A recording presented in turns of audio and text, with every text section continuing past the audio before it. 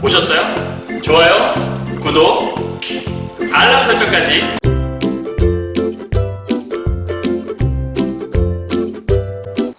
안녕하세요. 경화여고 학생 여러분, 그리고 전국에서 국어, 특히 문법, 언어 부분을 공부하신 여러분 만나서 반갑습니다. 선생님은 세계 최강 국어생 조인수 선생님입니다.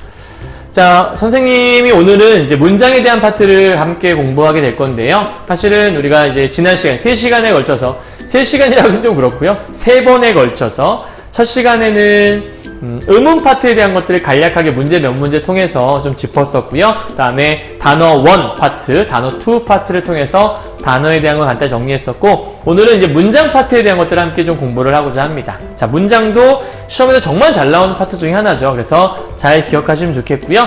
선생님 교재로 공부했던 사람들은 먼저 3번 문제 보시면 될 것 같은데요. 사실은 요거는 2018학년도 2학년 3월 문제인데 피동과 사동에 대한 문제라고 볼 수 있어요. 피동에 대한 문제인 건데 정말 시험에 좀 잘 나오는 문제인 거죠. 그래서 여러분 많이 외우고 있을 거예요. 뭐 이희리기, 뭐 사동은 이희리기, 우구추 뭐 이렇게 외우고 있을 거거든요. 근데 기본적으로 사실 요건 단순하게 외우고 있어서 문제를 풀 수 있는 건 아니고요. 자기가 외운 것들을 가지고서 문장을 만들 수 있냐, 적용해 볼 수 있냐 굉장히 중요한 거예요. 단순 암기는 여러분 별로 국어에 도움이 되지 않아요. 이해가 중요한 거니까. 그래서 기본 이제 이해를 하기 위해서 기본적인 개념은 알고 있어야 되는 거니까 그 개념에 대한 것들을 설명을 좀 드리고자 하는 거예요. 자, 한번 보도록 할게요.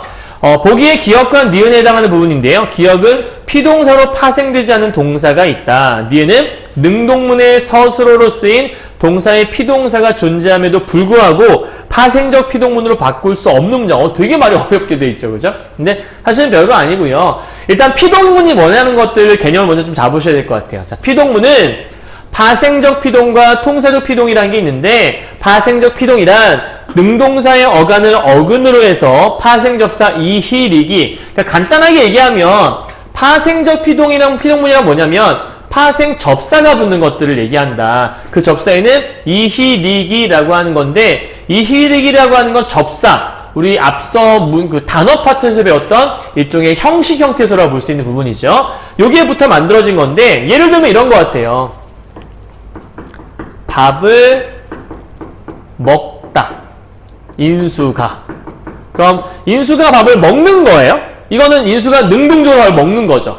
그런데 예를 들어서 밥 입장에서는 밥이 인수에게 먹히었다. 밥은 인수에게 먹힌 게 맞는 거잖아요. 그죠? 그럼 밥이 인수에게 먹히다라고 얘기했죠? 먹히다라고 하면 이 희라는 게 들어가서 요 밥이라는 게 인수에게 먹힘을 당하는 거죠. 그래서 피동의 가장 단순한 의미는 뭔가에 당하다의 의미를 갖고 있다는 걸 머릿속에 잘 기억하시면 좋을 것 같아요.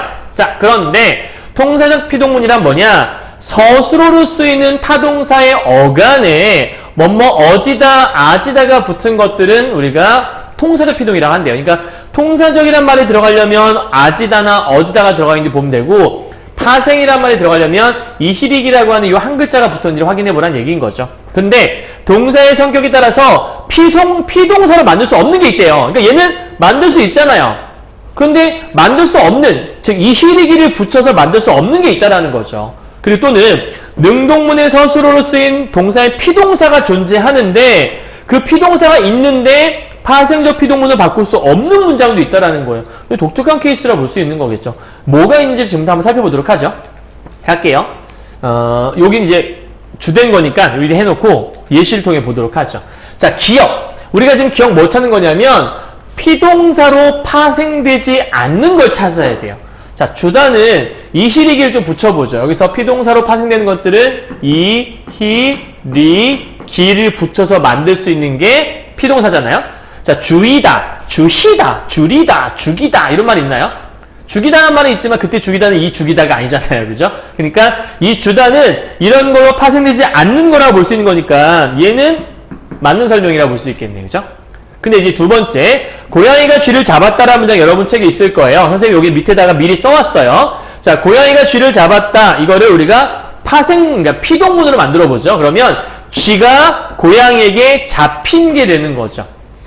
참고로 주어, 목적어, 서술어라고 할 수 있는데 보통 피동문을 만들 때는 목적어 부분이 주어로 가게 되고 주어 부분이 부사어로 가게 되고 뒤에 있는 동사는 피동사로 바뀌게 된다라고 여러분 이해하고 계시면 될 것 같아요. 그래서 목적어가 일로 와서 주어, 쥐가 고양이에게 잡힘을 당하는 거잖아요. 그러니까 잡히었다란 말이 하나의 통사가 피동문장이라 볼 수 있는 거겠죠. 그렇다면 잡히었다라는 피동문을 바꿀 수 있는 거잖아요.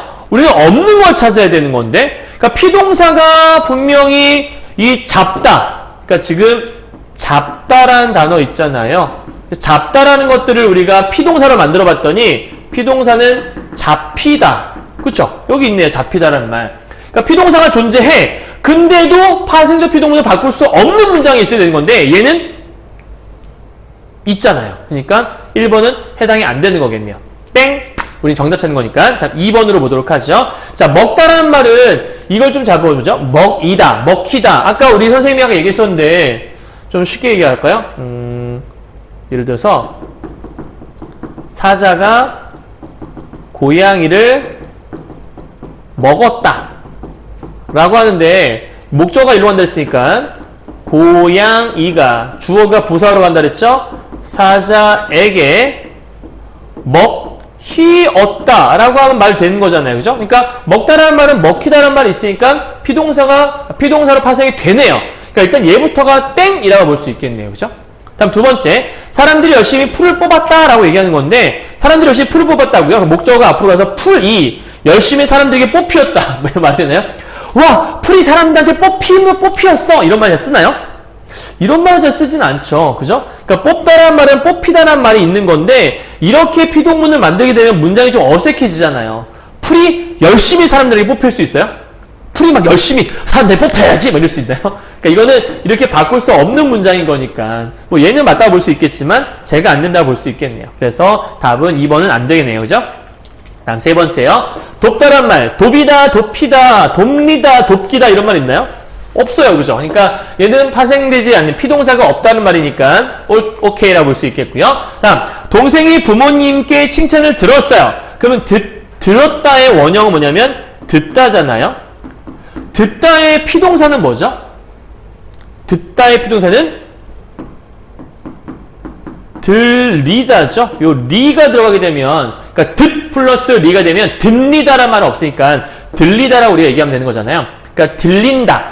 그러니까 뭔가가 들린다라는 것들은 들림을 당하는 거라고 볼 수 있는 것 같은데, 자, 보면 칭찬이 부모님에 의해 동생에게 들리었다란 말이 존재하나요?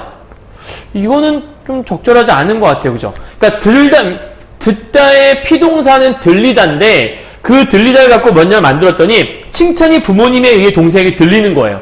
이런 문장 자체가 말이 안 되는 거잖아요. 그죠? 그러니까 이거는 얘는 있지만 문장 만들기가 힘드네. 그러니까 얘는 적절한 거라고 볼 수 있겠네요.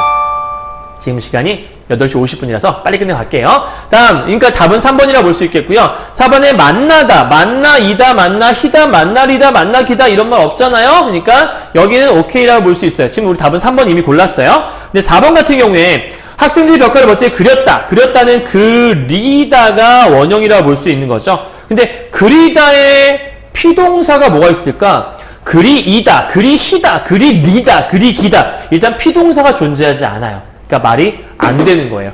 그리고 선생님 이거 그리다는 피동문으로 그려지다 이렇게 하면 되지 않나요? 그려지다? 그려지다 있으니까. 근데 얘는 어지다잖아. 어지다.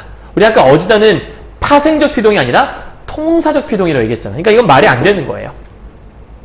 이해했나요? 됐어요? 자, 그 다음에 5번이요. 나누다라는 말. 나누다는 피동사가 있나요? 근데 나누다는 나누이다. 나누이다가 있네. 나뉘다란 말이 있으니까. 얘는 나뉘다.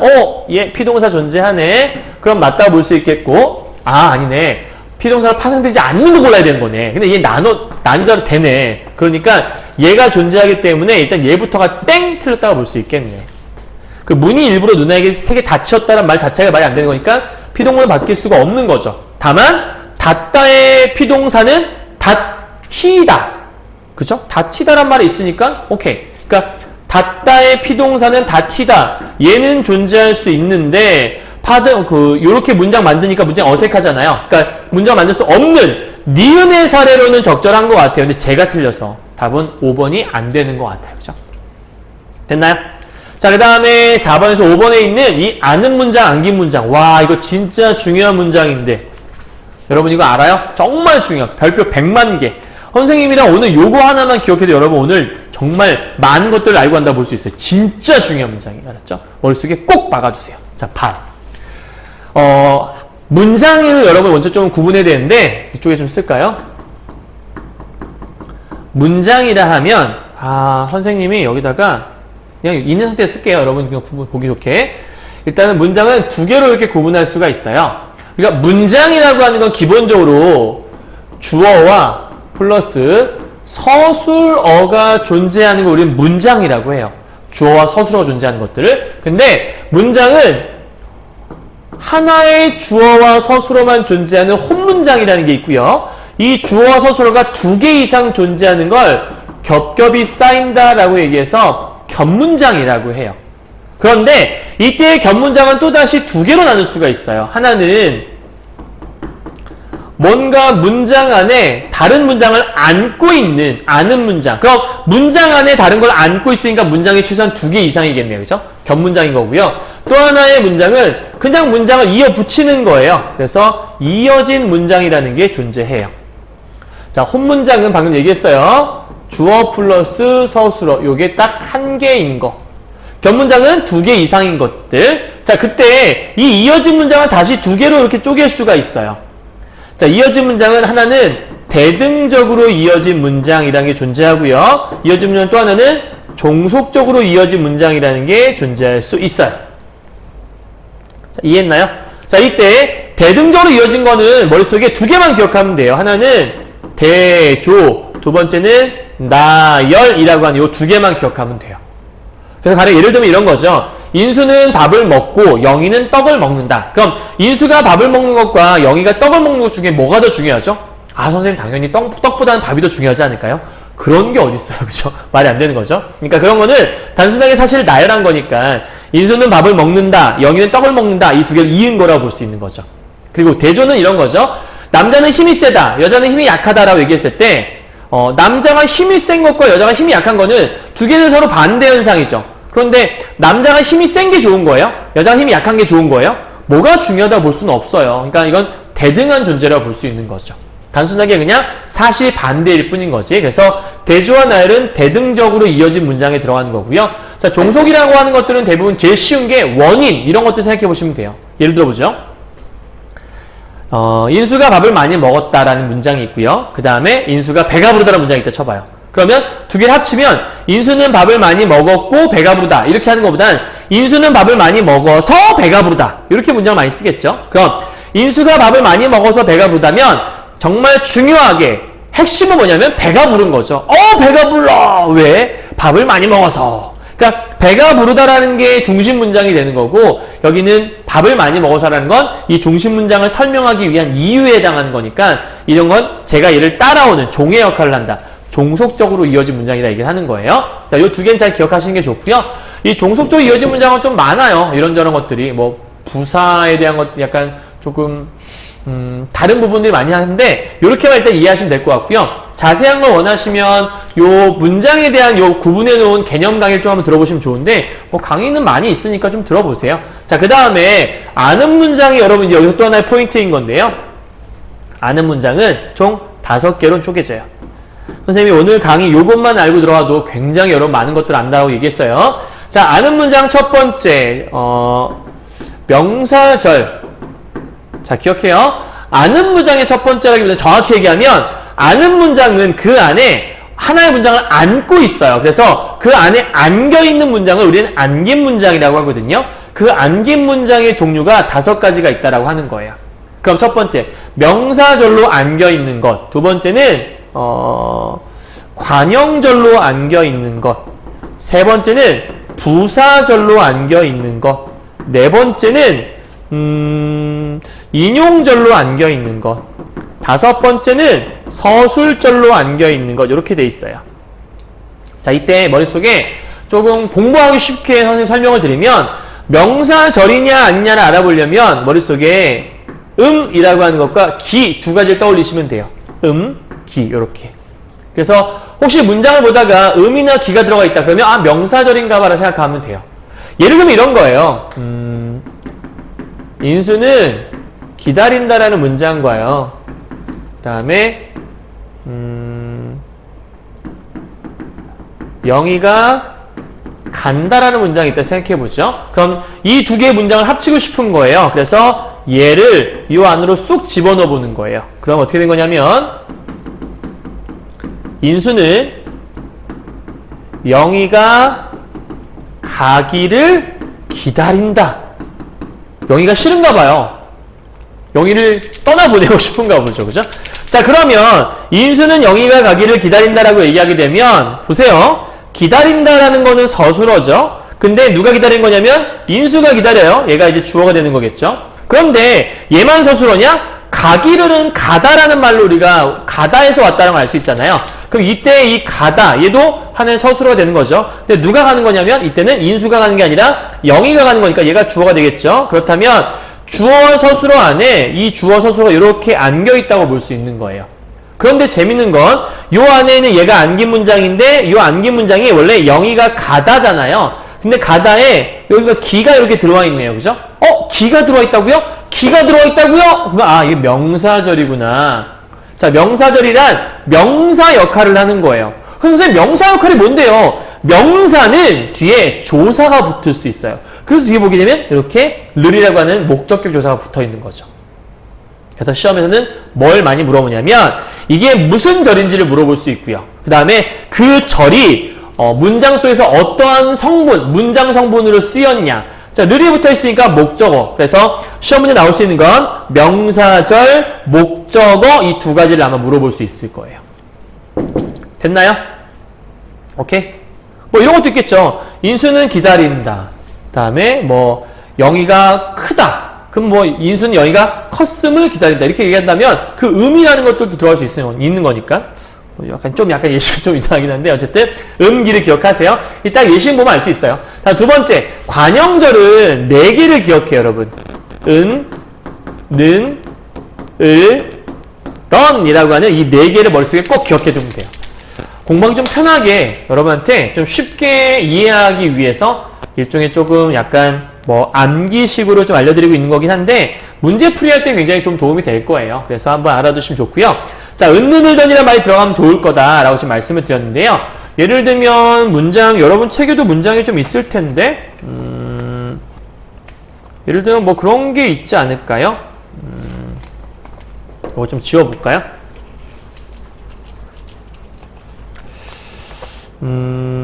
이렇게 해보죠. 인수는 간다. 이렇게 있고요. 그 다음에 인수는 학교에 간다 라는 문장이 있고요. 그 다음에 영희는 학교에 뭐라고 할까? 영희는 밥을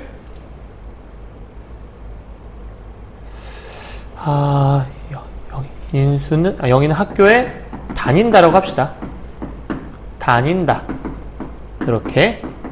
그러면 요 문장에서 보면 학교가 공통점이잖아요. 그러면 얘를 어떻게 바꿔볼 거냐면 요 안에 쑥 집어넣어 볼 거예요. 그러면 보세요. 인수는 영희가 다니던 학교에 간다. 이렇게 한번 해볼게요. 자, 요 문장 이제 지우죠. 자, 새로운 문장이 생겼어요. 인수는 영희가 다니던 학교에 갔다라고 얘기했어요. 그러면 여기서 간다라는 게 서술어잖아요. 그러면 인수는이 하나의 주어가 되겠죠. 인수가 가는 거니까요. 근데 여기 서술어가 또 뭐 있나 봤더니 다니다라는 게 하나의 서술어가 될 수 있죠. 다니다. 근데 다니는 건 누가 다니는 거죠? 영희가 다니는 거니까. 그러면 영희가 다닌다. 이렇게 해서 하나에 이렇게 묶일 수 있겠네요. 그럼 인수는 학교에 간다라는 문장 안에 영희가 다녔다. 어디에? 학교예요. 그러면 영희가 다니던 얘의 역할은 이 학교를 꾸미는 말이 될 수 있잖아요.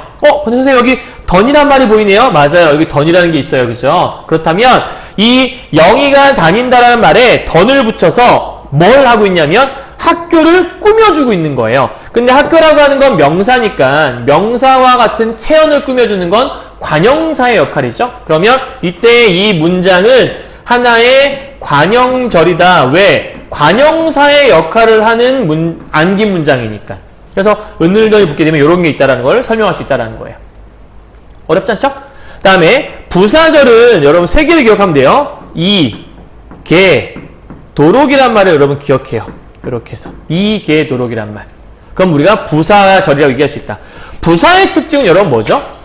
부사의 특징은 기본적으로 동사 혹은 형용사와 같은 용언을 꾸며준다라고 볼 수가 있어요. 그죠? 그렇다면 이렇게 이기 도록이 붙어서 만든 문장들이 있을 거니까 뭐가 있을까? 여러분 책에도 아마 좀 있는 것 같긴 한데 뭐가 있을까? 이기 도록이 있으면 뭐 이렇게 하면 되겠네요. 비가 여러분 책에는 없는 것 같은데 소리가 없다. 없이 내린다. 자, 그럼 잘 보면 내린다가 서술어란 말이에요. 그럼 뭐가 내린 거냐면 비가 내리는 거죠. 그런데 없다라는 것도 하나의 서술어란 말이에요. 근데 뭐가 없는 거죠? 소리가 없는 거죠. 그럼 요게 하나의 주어 서술어의 문장인 건데 그럼 소리가 없이 뭐 하는 거냐면 소리가 없는 건 이렇게 해서 내리는 거를 꾸미는 말이죠. 소리가 없이 내려 이런 거니까. 그러면 이 내린다라는 건 동사인데 이 동사를 꾸미는 말이 바로 소리가 없다라는 말이 꾸미고 있잖아요. 근데 선생님 여기 이가 들어있네요. 선생님 이 들어있네요. 그러니까 얘는 뭐냐면 하나의 부사절의 역할을 하는 거구나 라고 우리가 체크할 수 있다라는 거죠. 이해하셨나요? 여기까지요? 오케이? 지금 우리 어디였냐면 역시 이거에 대한 전반적인 설명하고 있어요. 그 다음에 인용절 같은 경우에는 고하고 라고란 말이 반드시 있어야 돼요. 요번에 여러분 수능 문제도 이런 거 나왔던 것 같은데 일단은 제일 중요한 거 고와 라고를 여러분 잘 기억하셔야 돼요. 이게 왜 중요한 거냐면 인용절을 뜻할 때 뭐 예를 들면 인수가 바보라고 했다. 인수가 바보라는 말인데 라고란 말이 붙어있다는 얘기는 누군가의 말을 들어서 인용했다는 말을 쓸 수 있는 거잖아요. 그래서 고와 라고가 있어야지만 인용절인 거예요. 그러니까 의미상 어디서 들은 걸 얘기하는 것 같은데 그게 중요한 게 아니라 고와 라고가 있어야 돼요. 자, 마지막으로는 서술절. 이 서술절은 중요한 게 주어와 서술어의 역할을 이렇게 좀 빼보면 이게 이제 우리가 서술절의 의미를 갖고 있다 얘기하거든요. 여러분 이게 뭐냐면요. 이런 거예요. 자, 보세요. 선생님 지금 여기서 명사절만 얘기하고 있는데 왜 이렇게 많이 하시죠? 기본 개념 알려드리려고 하는 시간이기 때문에 요 내용만 이해하고 계시면 굉장히 여러분이 오늘 많은 걸 알아가는 거라서 좀 전반적 자세한 설명을 드리고 있는 거예요. 자, 예를 들어보죠. 인수는 키가 크다. 이런 문장이 있다 칩시다. 자, 그러면 여기서는 크다라는 게 하나의 서술어죠. 그죠? 그럼 뭐가 큰 거죠? 인수가 큰 건가요? 아니에요. 인수가 이따마다 이런 건가요? 그건 아니에요. 그죠? 이거는 키가 큰 거예요. 그러니까 이게 주어 서술어인 거죠. 그럼 여기서 인수는 하나의 주어잖아요, 여러분. 근데 이 주어 있잖아요. 이 주어의 서술어가 뭐냐라는 거죠. 인수는 크다가 아니라니까요. 그럼 인수는 뭐죠? 인수는 이러이러해 라고 하는 얘가 하나의 서술어 역할을 하는 거잖아요. 그러니까 지금 주어와 서술어로 된 키가 크다라는 게 이 인수는의 서술어라고 하는 거니까 얘가 우리가 서술절이라고 설명을 하는 거예요. 절이라고 하는 건 주어 서술어가 있는 걸 얘기하는 거예요. 그렇다면 잘 보시면 주어 플러스 서술어. 문장이 되게 특이하게 생겼죠. 주어 다음 서술어라는 건데 주어 서술어라니 되게 이상하게 생겼잖아. 이런 경우는 대부분이 이 뒤에 있는 얘가 서술절 역할을 한다라고 설명하고 있는 거예요. 이해했나요?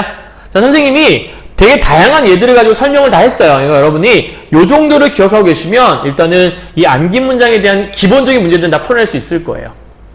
이해했죠? 자, 그렇다면 이제 오늘 우리가 해야 될 거는 명사절에 대한 문제인 것 같은데 보세요. 여기 되게 많은 이런 암긴 문장들이 있는데 이 가운데 명사절은 음기가 붙는다고 설명되어 있죠. 여러분 주의할 거는 음이라고 하는 거에서 요 위에 요렇게 돼 있을 거예요. 요 얘기는 미음만 붙을 수도 있다라고 설명하고 있는 거예요. 자, 명사의 범위는 암긴 문장에서 서술어로 쓰이는 용언이 서술 기능을 그대로 유지하면서 중요한 포인트. 서술 기능을 그대로 유지하고 있어야 돼요. 그 다음 명사처럼 기능하는 것들, 요걸 우리 용언의 문법적인 기능이라고 얘기한다는 거죠. 자, 보죠. 그것이 사실임이 틀림없다란 말. 그러면 사실이다라는 말인 건데 뭐가? 그것이 사실이다잖아요. 사실이다에서 이렇게 미음이 붙어 있는 거예요. 그러면 그 사실임, 자, 음이 붙으면 명사절이 됐으니까 제가 명사절이 될 수 있겠네요. 근데 거기 뒤에 이가 붙어 있으니까 이 명사절 사실임, 이가 붙어서 요 전체가 하나의 주어가 되는 거라고 볼 수 있겠네요. 그것이 사실임이 주어, 그죠? 그 다음에 주어, 목적, 부사의 다양한 문장성을 쓸 수 있는데 위에서 기억의 명사절은 주어의 기능. 왜? 이가 붙어 있으니까. 그 다음 나는 그것이 사실이기를 바란다. 르이 붙어 있으니까 목적어. 근데 기가 붙어 있으니까 사실이다가 서술어, 그것이가 주어. 그러니까 주어 서술어인데 이렇게 묶어버리면 하나의 절이 될 수 있고 이 절은 르이 붙어 있는 거 보니까 조사가 붙을 수 있는 건 명사밖에 없는데 그러니까 체언밖에 없는데 그래서 기가 붙어 있으니까 특히 명사절이라고 하겠구나 이렇게 설명할 수 있다는 얘기예요. 됐나요? 여기까지? 자, 그런데 이런 것들이 중세 국어에서도 다양한 명사형 어미가 사용되었다라 얘기하는 거고요. 우리가 방금 봤을 때는 음기만 있었는데 중세 때는 그다음에 기, 디 이런 말들이 붙어서 명사절을 만들더라. 그리고 옴과 움이라고 하는 건 모음 조화에 따라서 양성모음 뒤에서는 양성모음 아시죠? 밝은 느낌. 오라는 느낌인가요? 우라는 느낌 있잖아요.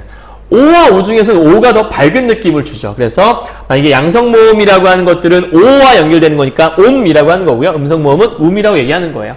여러분 모음 조화에 대한 것도 좀 알고 있어야 되는 문제겠네요. 그럼 문제 한번 풀어보도록 하죠. 윗글을 참고할 때 기억에서 리을 중 명사절이 동일한 문장 성분으로 사용된 것끼리 묶어보자라고 얘기하고 있죠. 그러면 일단 명사절을 좀 찾아야 될 것 같아요. 방금 명사절은 음이나 기가 들어가는 거 얘기했었으니까 자, 보면 여기 그다음에 기. 그래서 이 노란색 부분이 다 명사절에 해당하는 부분이라고 볼 수 있을 것 같아요. 자, 근데 여기 보게 되면 동일한 문장 성분이니까 문장 성분은 우리가 주어, 서술어, 목적어 이런 거 얘기하는 거죠. 그럼 비가 오기를 했으니까 목적어요. 그죠? 집에 가기 뭐뭐에라고 했으니까 이거는 우리가 부사어라고 얘기할 수 있는 거죠. 부사어. 여러분 아시죠? 다음에 세 번째 여기 보게 되면 돌아가기 로 그러니까 뭐뭐하기 로니까 이 로가 붙게 되면은 부사어. 여러분 아세요? 부사격 조사에는 뭐뭐에, 뭐뭐에게 그 다음에 뭐뭐에, 뭐뭐에게 그 다음에 어디으로 이런 말들이 붙게 되면 우리가 다 조사라고 얘기를 해요. 에게, 으로란 말은 조사다. 그래서 여기서 으로에 해당하는 요 로니까 부사어라 볼 수 있겠죠. 다음 여기 아무것도 없는데요? 잘 생각해봐요. 어린아이들은 병원에 가기에 싫어하는 건가요? 가기가 싫어하는 건가요? 가기를 싫어하는 건가요? 당연히 가기를 싫어하는 거죠. 그러면 를이라는 게 생략되어 있는 거죠. 목적어에 해당하는 부분이에요. 그러면 기역과 리을은 우리가 목적어로 볼 수 있는 거겠고 니은과 디귿은 부사어로 볼 수 있는 거니까 얘에 해당하는 거는 여기는 답이 3번이라는 거를 체크할 수 있겠네요. 이해하셨죠? 자, 다음입니다. 5번 문제예요. 윗글을 참고할 때 A에서 B, E 중에서 명사절이 포함되어 있지 않은 걸 골라봐라 얘기하는 거예요. 여러분 중세국어예요. 중세국어는 아까 기, 디 이런 말 있다면서요. 자, 여기 보게 되면 수메란 말 있잖아요. 자, 수메란 말 이렇게 가져와 보죠. 그러면 얘는 어떻게 된 거냐면 중세국어는 대부분이 이어 적혀 있기 때문에 끊어서 읽어보면 돼요. 숨에를 수메라고 읽은 거죠. 그럼 이때 수메라는 글자는 쓰다에서 온 거예요. 쓰다. 여기 보면 쓰다란 말 있잖아요. 그래서 수 플러스 플러스 에 이렇게 되어 있는 글자라는 거죠. 자, 이라는 게 들어가 있으니까 명사절이 있다라고 볼 수 있는 말이겠죠. 됐나요? 다음 두 번째 홈이라는 말이 있네요. B에서는 아무것도 안 보이는. 왜냐하면 여기는 지금 명사절이 보이나? 선생님 기 있는데요. 기? 아까 우리가 기, 디라 했으니까. 근데 기는 뭐뭐 하게라며. 뭐뭐 하게라는 말은 명사절은 아니잖아요. 그죠? 그러니까 일단 답은 쉽게 2번이라고 체크할 수 있겠다. 여기는 홈이라는 말이 있으니까 함이라는 말, 여기 미음 붙어 있는 거, 옴이라는 말 붙어 있는 거죠. 다음 돌아옴이라는 말 있는 거고요. 그 다음에 여기는 기, D 여기 있으니까. 그래서 지금 우리가 찾아야 될 것들은 옴 또는 또는 기, D 이런 것들이 붙어 있는 걸 찾는 거니까 D. 근데 얘는 기가 있긴 하지만 이때의 기는 명사절이라고 볼 수 없는 거니까 답은 2번이란 거를 체크할 수 있겠네요. 이해하셨죠? 자, 오늘 문장에 대한 굉장히 중요한 걸 배우고 있는 거니까 잘 기억하셔야 돼요. 자, 다음 9번 문장인데요. 선생님이 아까 봤던 그 견문장에 대한 얘기 있었죠. 그 안긴 문장, 아는 문장 얘기했던 거기 파트에 대한 부분을 보시면 돼요. 이거 지우지 않고 바로 가도록 할게요. 일단 9번 문제고요. 2018학년도 2학년 6월 문제라고 볼 수 있는 거거든요. 자, 잘 보세요. 견문장 속에 하나의 주어 서술어 관계가 이루어진 거를 절이라고 한다. 절이 뭐라고요? 주어와 서술어 관계. 자, 이때 절은 하나의 문장, 전체 문장의 한 성분으로 안기거나 서로 이어지거나 한다. 이어지는 건 이어진 문장 얘기했고요. 그죠? 안긴 거는 우리가 아는 문장이라고 볼 수 있겠죠. 여러분 오해하면 안 되는 게 하나 있는데요. 잘 봐요. 인수는 네가 오기를 기다린다. 자, 기다리는 건 누구죠? 이게 서술어죠. 기다리는 건 누구죠? 인수가 기다리는 거예요. 그죠? 그 다음에 오는 건 누구죠? 오는 건 네가 오는 거예요. 그죠? 이렇게. 그래서 요게 이렇게 해서 돼 있는 거죠. 그러니까 요 문장 안에 이 문장이 안겨 있는 거예요. 그럼 선생님, 네가 오기는 무슨 문장 이게 무슨 안긴 문장 중에서 무슨 절인가요? 라고 물어볼 수 있잖아요. 선생님 아까 우리 배웠던 우리 기 있죠. 기. 무슨 절이에요? 얘는 명사절이에요. 그죠? 그러면서 느리니까 목적어로 쓰여 있다라고 볼 수 있어요.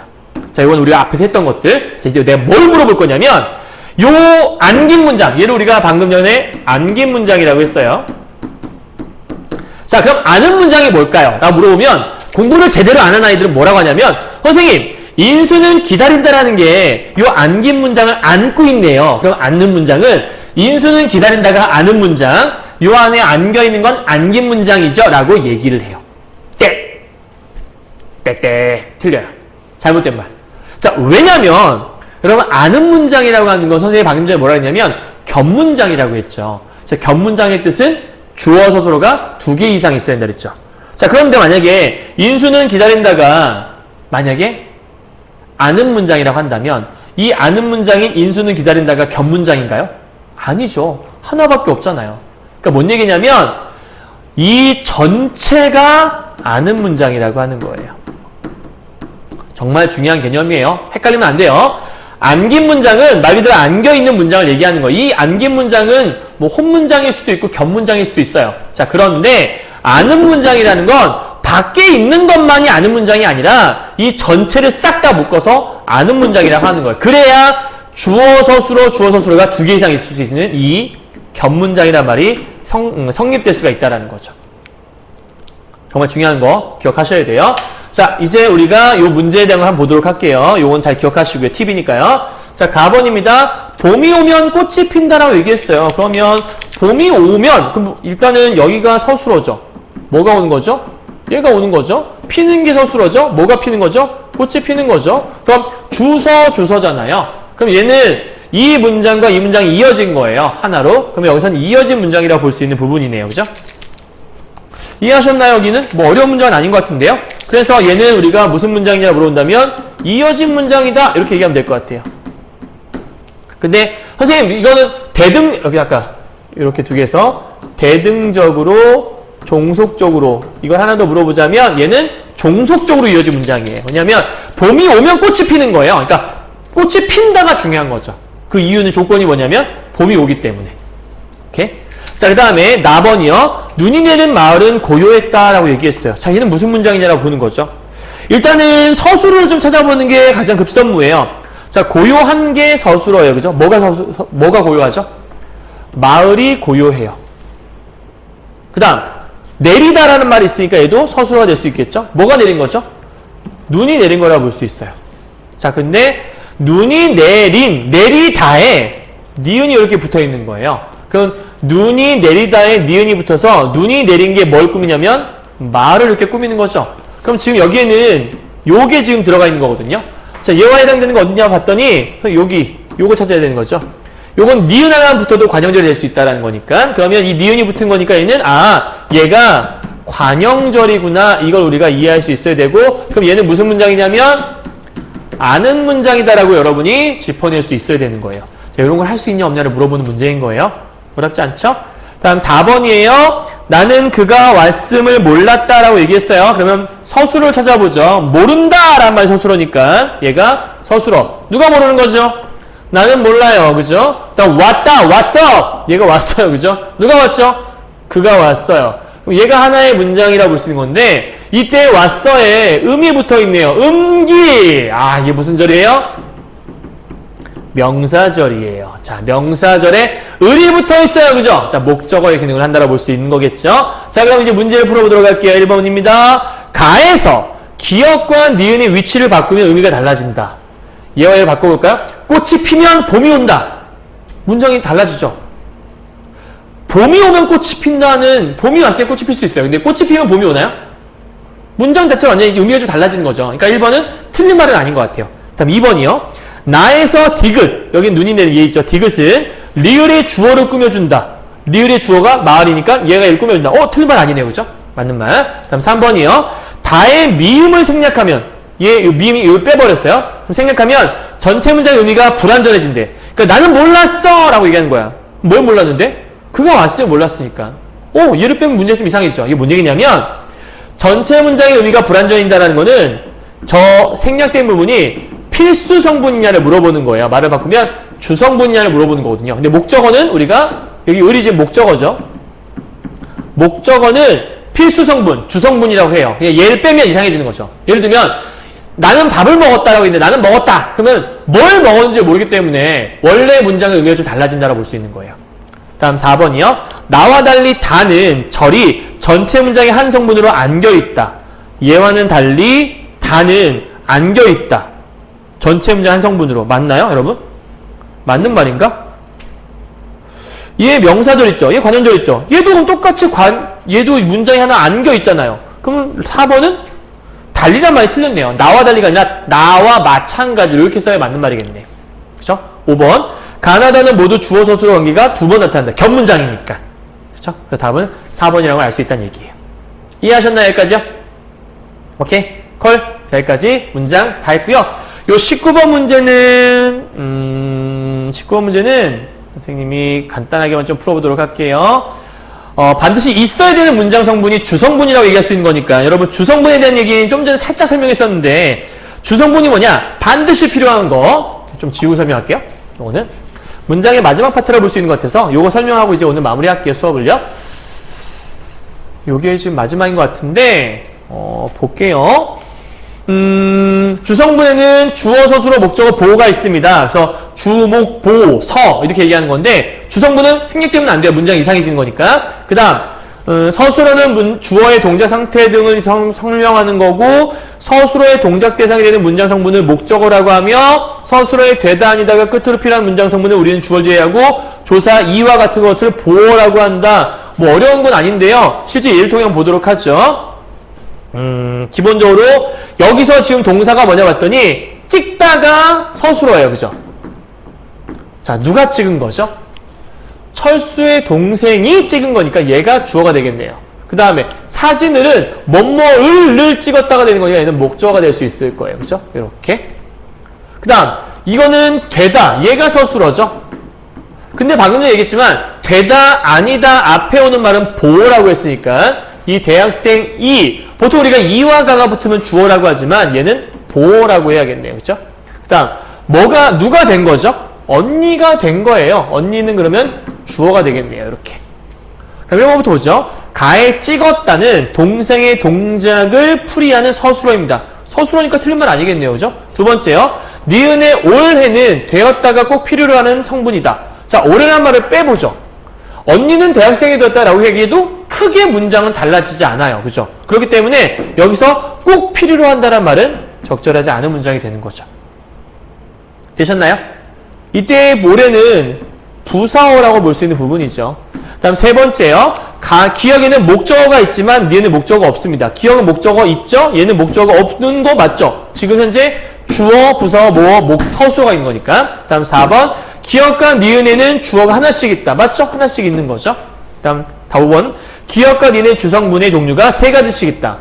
주어, 목적어, 서술어. 주성분 3개. 주어, 보어 서술어 3개. 그래서 대개 이런 문제 틀린 경우에는 이 보어가 주성분인지 모르는 아이들이 되게 많아요. 그러니까 주성분하고 머릿속에 주어, 목적어, 서술어만 생각하는 애들이 많단 말이에요. 그래서 틀린 경우가 많은 거죠. 되셨나요? 그래서 답은 몇 번? 2번이다라는 걸 체크할 수 있을 겁니다. 끝! 여기까지. 자, 오늘 문장에 대한 것들을 정리를 다 했는데요. 여러분, 그 문장에 대한 것들, 사실은 되게 중요해요. 오늘 배운 것 중에 제일 중요한 게 안긴 문장, 아는 문장에 대한 설명이 정말 중요한 거거든요. 안겨있다? 이렇게. 그러니까 문장 속에 문장이 안겨있어요. 근데 안겨있을 때 명사절, 관형절, 부사절, 인용절, 서술절 5가지가 있고 각각 아까 선생님이 뭐 음기, 은는, 을던, 이게, 도록, 고라고, 주서 뭐 이런 거 얘기했었죠. 그죠? 그런 내용들 잘 기억하고 계시면 훨씬 더 공부할 때 도움이 될 겁니다. 자, 방학도 선생님이 문법 강의를 처음부터 개념 강의를 한번 쫙 준비를 해서 3월달 정도에 한번 강의를 빠르면 2월달 정도에 무료 강의를 한번 좀 찍어보려고 해요. 그래서 그때 다시 한번 설명하기로 하고요. 오늘은 맛배기 강의로 이 정도만 좀 정리하고 넘어가도록 하죠. 고생하셨습니다.